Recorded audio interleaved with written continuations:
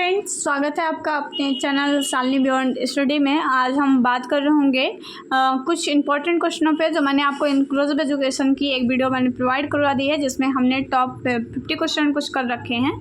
ऐसे ही इसमें भी हम कुछ इंपॉर्टेंट क्वेश्चनों पर चर्चा करेंगे जो कि आपके एग्ज़ाम के लिए इंपॉर्टेंट होंगे। उन सभी इंपॉर्टेंट क्वेश्चनों पर हम यहाँ पर चर्चा कर रहे होंगे। सबसे पहले हम बात करते हैं क्वेश्चन नंबर 16 पे, जो कि हमारा है स्कूल में माता पिता की भागीदारी का महत्व। तो आपको बताना है कि स्कूल में जो होता है, अगर माता पिता को भी इन्वॉल्व किया जाता है तो उसके क्या भूमिकाएं हो सकती है, क्या उसके महत्व हो सकते हैं, क्या फ़ायदे हैं, क्या नुकसान है, वो सारी चीज़ें आप हमको बताएंगे। तो ये जो क्वेश्चन कुछ ऐसे क्वेश्चन होते हैं जिनके जवाब लिखना जो है वो पॉसिबल नहीं हो पाता है। ये आपके थॉट पे डिपेंड करता है कि आप कितना अच्छा सोच पाते हैं, ठीक है। तो वो चीज़ें आपको लिखनी पड़ेंगी। नेक्स्ट बात करते हैं, अगला क्वेश्चन आपका है समावेशन को सफल बनाने में पीयर्स ग्रुप की भूमिका। जो पीयर्स ग्रुप होता है आपका, पीयर्स ग्रुप जो आपका होता है, मतलब जो आपके सहपाठी होते हैं, वो कैसे समावेशन को अच्छा बना सकते हैं उसके बारे में आपको लिखना है। आप बता सकते हैं कि पीयर्स ग्रुप की अगर अच्छी सहभागिता रहेगी, पीयर्स सपोर्ट करेंगे दिव्यांग बच्चों को, तो दिव्यांग बच्चे जो हैं जिनके अंदर की हीन भावना है वो कम रहेगी, या उनके अंदर की हीन भावना जो है उसको कम करने में मदद कर सकते हैं, ठीक है। तो उनको सीखने में हेल्प कर सकते हैं। अगर पीयर्स ग्रुप अच्छे रहेंगे तो बच्चे जो छोड़ के भाग जाते हैं विद्यालयों को, वो सब नहीं करेंगे। तो ये आपकी थॉट पे डिपेंड करेगा कि आप कितना अच्छा इसमें लिख पाते हैं। नेक्स्ट बात करेंगे हम अगले क्वेश्चन पे बात करेंगे, जो कि हमारा है क्वेश्चन नंबर 18, जो कि हमारा कहता है 2 बार असाधारण बच्चों से आप क्या समझते हैं। आपके ही इंक्लूसिव एजुकेशन में आप देखेंगे एक बार टॉपिक दिया गया है कि 2 बार असाधारण बच्चे या फिर जो दिव्यांग बच्चे हैं उनके लिए आप कैसे पाठ्यक्रम का अनुकूलन करेंगे। तो शॉर्ट टाइप में हमसे वो पूछ सकता है। इंपॉर्टेंट भी है और न्यू भी है। ये नया सिलेबस के अकॉर्डिंग ये ऐड किया गया है। पहले 2021 के पहले ये टॉपिक नहीं था उसमें, ठीक है। तो इंपॉर्टेंट टॉपिक है, पूछ सकते हैं। 2 बार असाधारण बच्चों से क्या तात्पर्य है, ये चीज़ पूछी गई है। मतलब 2 बार असाधारण बच्चा क्या होता है उसके बारे में बताना है। तो यहाँ पे बात कर रहे होंगे तो 2 बार असाधारण बच्चे मतलब जिसे हम 2E कहते हैं, ठीक है, जिनको हम 2E इसलिए कहते हैं।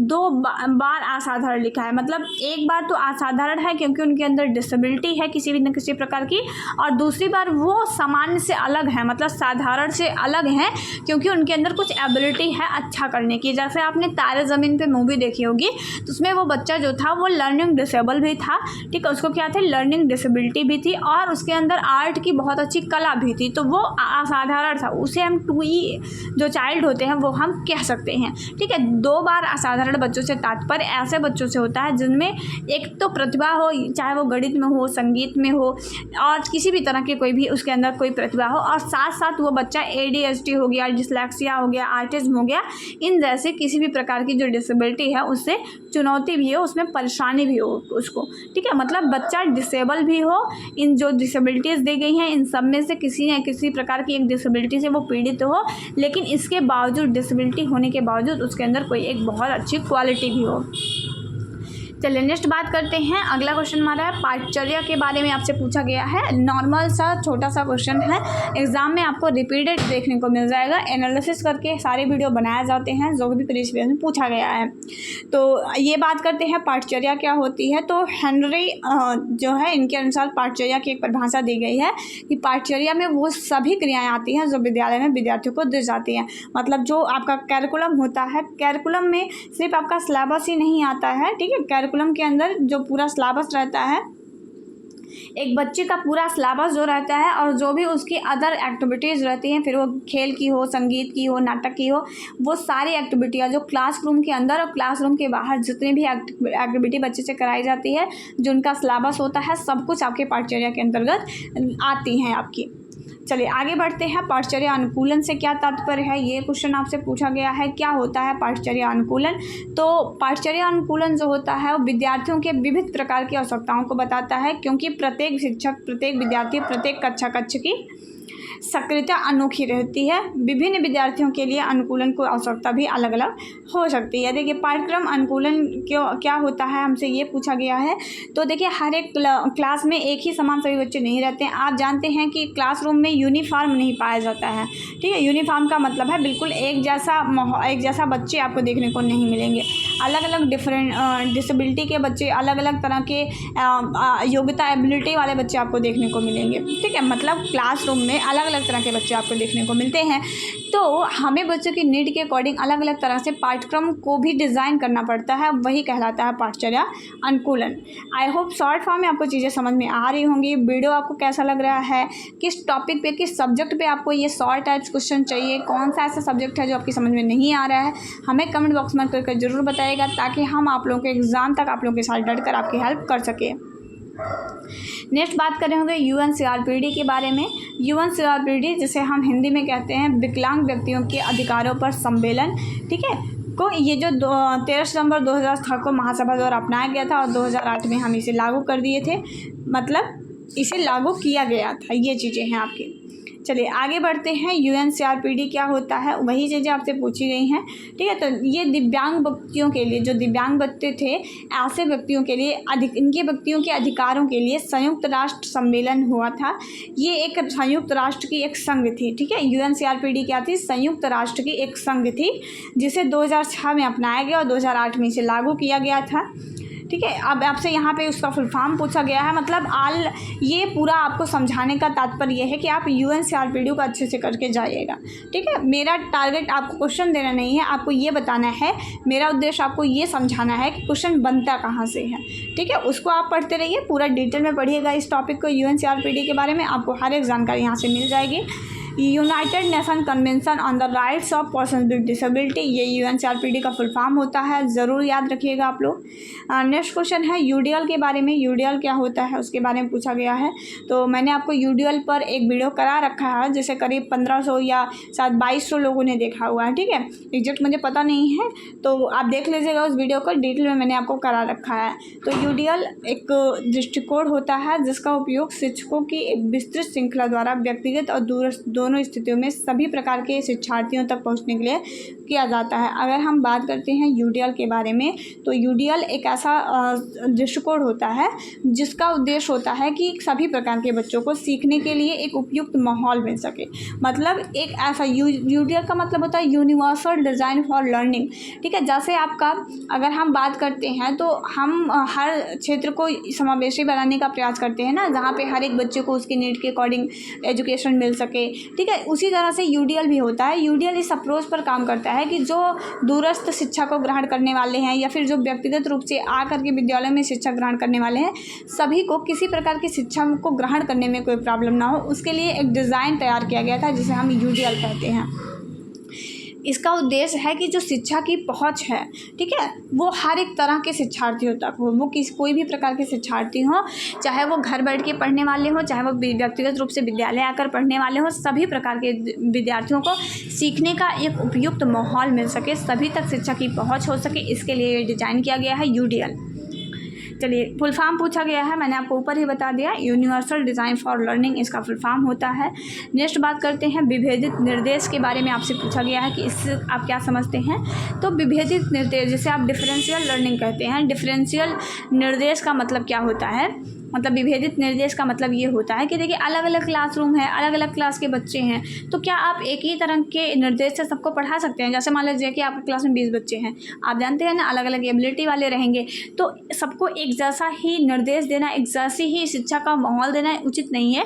इसके लिए हम अलग अलग बच्चों की नीड के अकॉर्डिंग जब उनको अलग अलग तरह के निर्देश, अलग अलग तरह की लर्निंग एक्टिविटियों में उनको इन्वॉल्व कराते हैं, वही कहलाता है विभेदित निर्देश। किताबी भाषा में समझना चाहें तो लिखा है कि विभेदीकरण प्रत्येक छात्र को अलग ढंग से पढ़ाने और उन्हें शैक्षिक सामग्री को आत्मसात करने के लिए कई विकल्प और अवसर देने का एक तरीका होता है, ठीक है। मतलब मैंने आपको जो बातें बताई वही है कि जो विभेदित निर्देश होता है वो ये होता है कि क्लासरूम में अगर अलग अलग बच्चे हैं तो हमें हर एक बच्चे की नीड के अकॉर्डिंग उस शिक्षण सामग्री को डिज़ाइन करना है, ताकि हर एक बच्चा उसको ठीक ढंग से सीख सके, और उसके लिए उसको अलग अलग बच्चों को अलग अलग तरह का विकल्प प्रदान करना सीखने के लिए, वही विभेदित निर्देश होता है। चलिए नेक्स्ट क्वेश्चन पे बात करते हैं। तो ADIP क्या होता है इसके बारे में आपसे पूछा गया है। ये एक योजना थी जो 1981 से चल रही थी, जिसका उद्देश्य था कि जो ज़रूरतमंद विकलांग व्यक्ति हैं उनको टिकाऊ, परिष्कृत और वैज्ञानिक रूप से निर्मित आधुनिक मानक सहायता उपकरणों की खरीद में सहायता करना। देखिए ये जो आपका होता है मतलब ADIP जो आपका होता है, इसका उद्देश्य होता है कि जो भी ज़रूरतमंद है, मतलब जो भी विकलांग हैं या ज़रूरतमंद जो भी व्यक्ति हैं, उनको आधुनिक तरह से जो भी लैस उनके लिए सुविधाएं हैं, जैसे हियरिंग एड वगैरह सब सारी चीज़ें होती हैं उनके लिए, तो वो आधुनिक जो डिज़ाइन हो रही है उनकी खरीद उनके तक हो सके, ठीक है, उसको कम कीमत पर वो खरीद सके, विकलांगता के प्रभाव को कम करके उसके शारीरिक, सामाजिक और मनोवैज्ञानिक विकास में बढ़ावा दे सके। ये जो आपका होता है ये इसका उद्देश्य होता है। जो ADIP होता है इसका उद्देश्य यही होता है कि जो विकलांग व्यक्ति हैं, ठीक है, विकलांग व्यक्तियों के लिए ये लाया गया था कि विकलांग व्यक्ति जो भी हैं उनको वो जो भी आधुनिक उपकरण है उसको ठीक ढंग से वो खरीद सके, ठीक ढंग से जो है उसको अच्छे ढंग से उसका उपयोग कर सके, ताकि उनके जो शारीरिक कमजोरी है या फिर सामाजिक और मनोवैज्ञानिक जो उनका पुनर्वास है वो किया जा सके और उनके विकलांगता के जो प्रभाव है उसको थोड़ा सा कम किया जा सके। चलिए नेक्स्ट बात करते हैं समावेशी शिक्षा में शिक्षकों की भूमिका। जो भी क्वेश्चन के आंसर आपको नहीं मिल रहे हैं उसका सीधा सा मतलब है कि ये जो क्वेश्चन है वो आपको अपनी थॉट से क्रिएट करके ये लिखना है, ठीक है। अब आप इसमें बताइए कि इसमें आपको क्या ही बता दिया जाए कि समावेशी शिक्षा में विशेष शिक्षकों की क्या भूमिका होती है, ठीक है। तो ये चीज़ें समझने वाली हैं। अगर आप पूरा वीडियो देख लेंगे, जो भी इंक्लूसिव एजुकेशन पे जितने भी वीडियो कराए गए हैं एक बार आप पढ़ लीजिएगा। मैंने बहुत शॉर्ट में करके सारी चीज़ों को बताया। आप कहीं से नोट्स लेंगे, ठीक है, कहीं किसी का नोट्स पढ़ेंगे तो आपको सारी चीज़ें डिटेल में मिलेंगे, ठीक है। तो वहाँ पे फिर हो सकता है कि आपको चीज़ें समझ में भी ना आए, ठीक है, लेकिन मैंने बहुत ही कम शब्दों में समझाने का, बहुत ही कम टाइम में समझाने का प्रयास कर रखा है। एक बार आप ज़रूर प्लेलिस्ट चेक कर लीजिएगा, सारी चीज़ें आपको मिल जाएंगी, सारे क्वेश्चन के जवाब आपको वहीं से मिल जाएंगे। चलिए अगले क्वेश्चन पे बढ़ते हैं। RT के बारे में आपसे पूछा गया है, ठीक है। ये आपको जो आपका फर्स्ट ईयर होता है उसमें भी मिलेगा, सेकेंड ईयर में भी मिलेगा, ठीक है, इमर्जन इंडियन सोसाइटी में भी मिलेगा। तो हर जगह आपको RT पढ़ना ही पढ़ना है। तो RT का पूरा नाम होता है राइट टू एजुकेशन, इसको हम कहते हैं, ठीक है। फुल फॉर्म जरूर याद रखिएगा। हम आपको बार बार कह रहे हैं फुल फॉर्म जरूर याद रखिए, पूछा जाता है तो याद तो करना ही पड़ेगा। बच्चों को मुफ्त और अनिवार्य शिक्षा का अधिकार अधिनियम कहते हैं या शिक्षा का अधिकार अधिनियम कहते हैं। 1 अप्रैल 2010 को अनुच्छेद 21 है और RT जो है वो लागू हो गया था। ये नॉर्मल बातें हैं, आपको हर एक वीडियो में हम बताते हैं क्योंकि ये ज़रूरी बातें हैं। नेक्स्ट बात करते हैं सहयोगी शिक्षण के बारे में पूछा गया है। सहयोगी शिक्षण या जिसे आप सहयोगात्मक शिक्षण भी कहते हैं, ये सीखने की एक प्रक्रिया है जिसमें विद्यार्थी आपस में मिलजुल कर सिखाते हैं। मतलब एक ऐसा प्रोसेस होता है जिसमें हर एक तरह का विद्यार्थी आपस में मिलजुल कर सीखता है।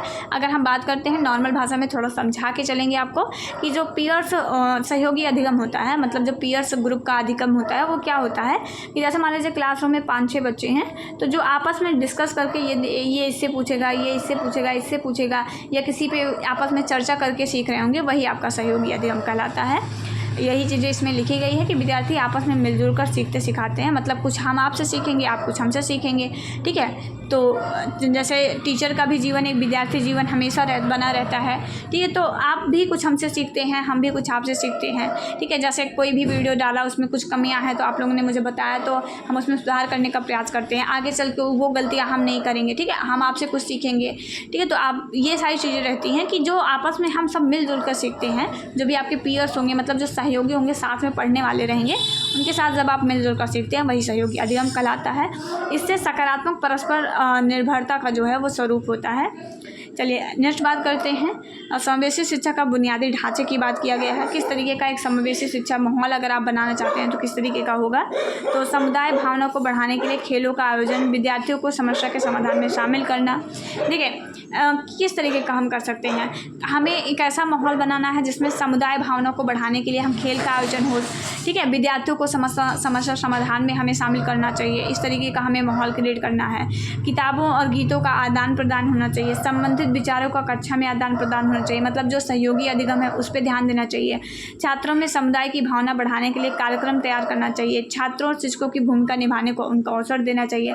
एक समावेशी माहौल में सबसे ज़रूरी होता है कि सभी बच्चों को जो है उनकी अपनी भूमिकाओं को निभाने का उनको अवसर ज़रूर मिले।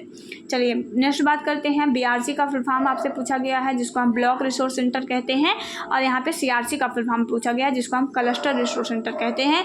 तो ये थे आपके कुछ 33 क्वेश्चन।